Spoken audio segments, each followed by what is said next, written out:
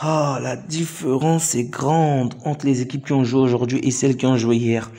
Les matchs d'aujourd'hui étaient ennuyeux, vraiment, c'était pas très intéressant. C'est vrai qu'on avait en face de nous des grandes équipes, mais j'ai l'impression que le poids du score était tellement important pour eux qui se sont pas donnés à fond.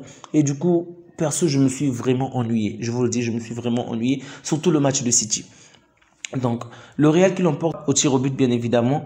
Bon, il y a beaucoup à dire par rapport à ce Real. Il faut avouer, il y a souvent des décisions arbitrales qui sont généralement en sa faveur. Il y a souvent des actions qui ne devraient pas être sifflées en faveur de cette équipe, mais qui le sont généralement, malheureusement pour nous.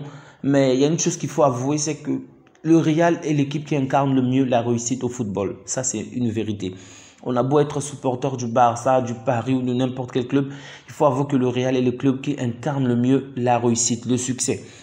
Au cours de ces 14 dernières années, le Real est arrivé en demi-finale 12 fois. Donc 12 fois sur 14, ce qui est vraiment important. C'est vrai que surtout lorsqu'on remonte à 5 années plus tôt, 10 années plus tôt, il y avait beaucoup d'erreurs d'arbitrage.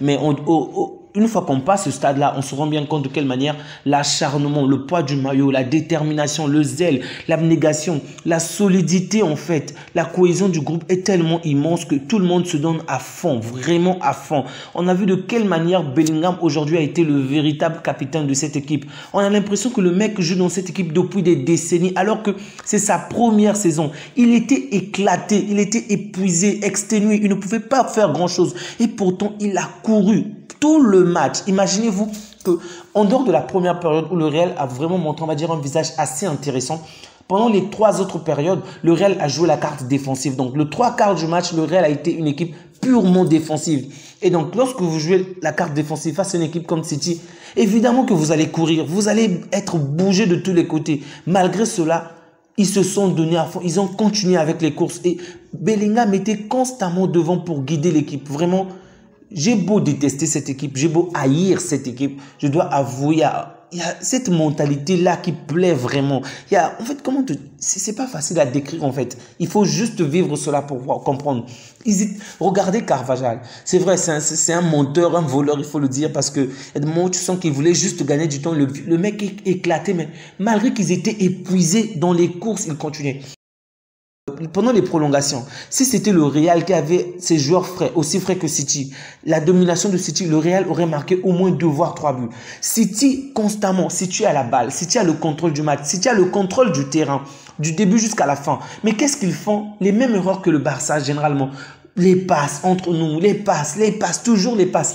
Vous avez une action, allez droit au but, mon frère, droit au but. On a vu de quelle manière Rudiger a failli, en fait, il a failli mettre fin au match avec une seule action. Donc pendant pratiquement 30 minutes des prolongations, Rudiger a eu finalement l'action la plus franche, la plus dangereuse du match, ce qui n'a aucun sens. Lorsqu'on voit les statistiques de ce match, on est à plus de 33 tirs de la part de City. 33 tirs, plus de 33 tirs de la part de City et seulement 9 cadrés. Le reste des tirs était vraiment mal positionnés. C'était pas des occasions franches, tandis que du côté du Real, il y a eu 8 tirs, mais 3 cadrés.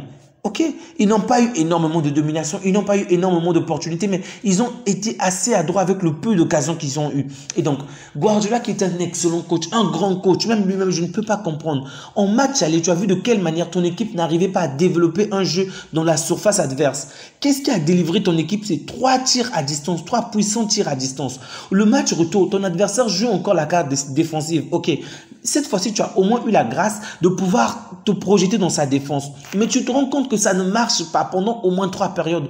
Pourquoi pas demander à tes joueurs de faire la même chose qu'au match, aller tirer de loin à distance, des puissants tirs. Ça sert à quoi de se faire 2000 passes dans le terrain, 2000 passes, alors que l'adversaire ne court pas.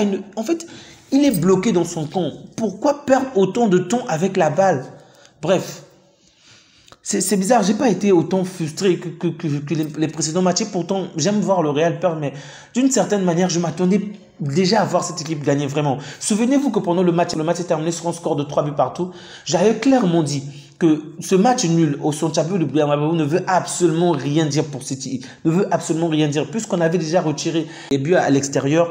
Pour ces 2 grands clubs-là, je vous ai dit que même si le Real va jouer dans le camp de City, il n'y aura aucune différence. Peu importe ce que les supporters vont faire, ça ne va pas jouer. Ça va vraiment avoir aucun impact sur cette équipe parce que la mentalité de cette équipe elle est juste différente.